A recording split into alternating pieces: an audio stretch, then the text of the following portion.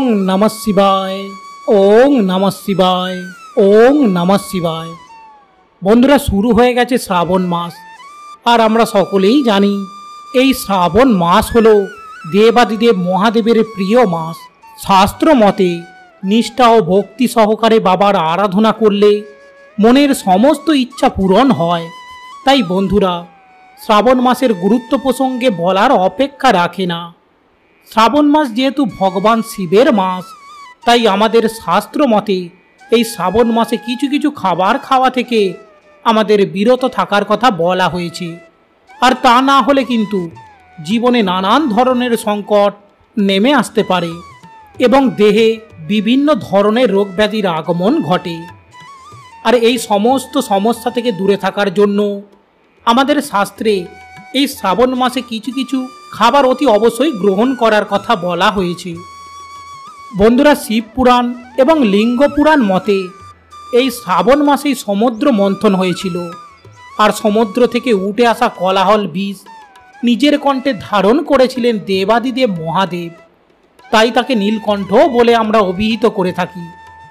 যেহেতু এই শ্রাবণ মাসে প্রকৃতি থেকে বীজ বা গরল উত্থিত হয়েছিল, অন্যদিকে ঋতুচক্রের নিয়ম অনুসারে এই মাস প্রবল বর্ষার মাস। সেই কারণে কিছু কিছু খাবার খাওয়া থেকে শুধুমাত্র শাস্ত্র নয়, বৈজ্ঞানিক দৃষ্টিকোণ থেকেও এই প্রকৃতির খাবার খাওয়া থেকে বিরত থাকার কথা বলা হয়। পাশাপাশি বন্ধুরা, সমুদ্র মন্থনে বীজ বা গরল উত্থানের পর শেষ পর্যন্ত অমৃত উঠে আসে। তাই এই মাসে এমন কিছু খাবার রয়েছে যে খাবার খেলে আমাদের শরীর সুস্থ থাকে এবং আমাদের রোগ প্রতিরোধ করার ক্ষমতাকে বৃদ্ধি করে। বন্ধুরা, তাই আজ এই ভিডিওটির মাধ্যমে এই সমস্ত খাবার প্রসঙ্গে আলোচনা করব। আশা করি বন্ধুরা এই ভিডিওটি আপনাদের উপকারে আসবে এবং আপনি সমৃদ্ধ হবেন। নমস্কার বন্ধুরা, মনোজ কলে অফিসিয়াল চ্যানেলে আপনাদেরকে অন্তর থেকে স্বাগত জানাই। ভারতীয় দর্শনশাস্ত্র এবং বিভিন্ন দেবদেবীর পূজা অর্চনা পদ্ধতি এই চ্যানেলের মূল আলোচনার বিষয়বস্তু। তাই এই সমস্ত রকম ভিডিও পেতে চ্যানেলটি সাবস্ক্রাইব করে রাখবেন। আর ভিডিওটি দ্বারা সমৃদ্ধ হলে অনুগ্রহ করে একটি লাইক করবেন। বন্ধুরা, সবার প্রথমে আলোচনা করব এই শ্রাবণ মাসে কোন কোন খাবার খাওয়া থেকে বিরত থাকার কথা বলা হয়েছে এবং সর্বশেষে আলোচনা করব এই মাসে কোন খাবার একটু হলেও খাওয়া প্রয়োজন। বন্ধুরা, শিব পুরাণ অনুসারে শ্রাবণ মাসে যে খাবারটি কখনোই খাওয়া উচিত নয় তা হলো কাঁচা দুধ। কোনো অবস্থাতেই শ্রাবণ মাসে কাঁচা দুধ খাবেন না, বরং সেই কাঁচা দুধ প্রত্যেক সোমবার দিন ভগবান শিবের মাথায় অর্পণ করুন। আর যদি একান্তই দুধ খেতেই হয় তবে তা ভালো করে ফুটিয়ে খাবেন। আর যদি দুধের সঙ্গে সামান্য হলুদ মিশিয়ে এই মাসে খান তাহলে আপনার শরীর ও স্বাস্থ্যের পক্ষে বেশি লাভদায়ক হবে। আর বন্ধুরা, এই শ্রাবণ মাসে কাঁচা দুধ না খাওয়ার পেছনে যে বৈজ্ঞানিক কারণ রয়েছে তা হলো এই শ্রাবণ মাস যেহেতু বৃষ্টির মাস, তাই এই মাসে কাঁচা দুধ খাওয়া আমাদের হজমের পক্ষে যথেষ্ট বিঘ্ন ঘটাতে পারে। সেই কারণেই এই বিধিনিষেধের কথা বলা হয়ে থাকে। তাই চেষ্টা করবেন এই সময়ে যতটা সম্ভব দুধ এবং দুগ্ধ জাতীয় খাবার যেমন দই, ছানা এই সমস্ত খাবার এড়িয়ে যেতে। দ্বিতীয় যে বিষয়টির কথা বলবো তা হলো শিব পুরাণ অনুসারে কোনো প্রকার শাক জাতীয় খাবার গ্রহণ করা এই মাসে একেবারেই উচিত নয়। কারণ বন্ধুরা, এই সময় এই শাক জাতীয় খাবারের মধ্যে পুষ্টি অপেক্ষায় বিষের পরিমাণ বেশি থাকে।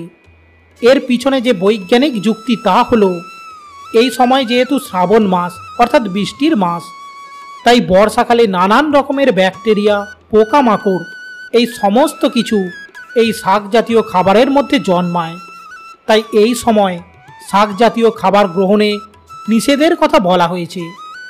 তবে বন্ধুরা, একান্তই যদি শাক জাতীয় খাবার আপনাকে খেতেই হয় তাহলে অবশ্যই সেই শাককে ভালো করে গরম জলে ফুটিয়ে সেই জলটি প্রথমে ফেলে দেবেন, তারপর সেই শাকটিকে গ্রহণ করার চেষ্টা করবেন। তৃতীয় যে বিষয়টির কথা বলবো তা হলো বেগুন। হ্যাঁ বন্ধুরা, এই মাসে বেগুন খাওয়া একেবারেই উচিত নয়। বন্ধুরা, এর পেছনে যে বৈজ্ঞানিক কারণ রয়েছে তা হলো বর্ষাকালে এই বেগুনে যথেষ্ট পরিমাণে পোকামাকড় ধরে এবং বেগুন তাড়াতাড়ি নষ্ট হয়ে যায়, ফলে এর খাদ্যগুণ খুব একটা বজায় থাকে না। উল্টে আবার এই সময় এই বেগুন খাওয়ার ফলে অনেকের ক্ষেত্রে দেখবেন অ্যালার্জির প্রবণতা দেখা যায়। সেই সমস্ত কারণের জন্যই বেগুন না খাওয়ার কথা বলা হয়েছে। চতুর্থ বন্ধুরা, যে বিষয়টির কথা বলবো তা হলো এই শ্রাবণ মাসে যদি আপনি ভগবান শিবের ভক্ত হয়ে থাকেন তাহলে এই মাসে আমিষ জাতীয় খাবার গ্রহণ করা উচিত নয়। আর যদি একান্তই তা সম্ভব না হয় তাহলে অন্তত প্রতি সোমবার দিন অতি অবশ্যই এই আমিষ জাতীয় খাবার পরিহার করা প্রয়োজন। বন্ধুরা, এই দিন আপনি বাবার পূজা করুন বা নাই করুন, কিন্তু অতি অবশ্যই নিরামিষ আহার গ্রহণ করুন।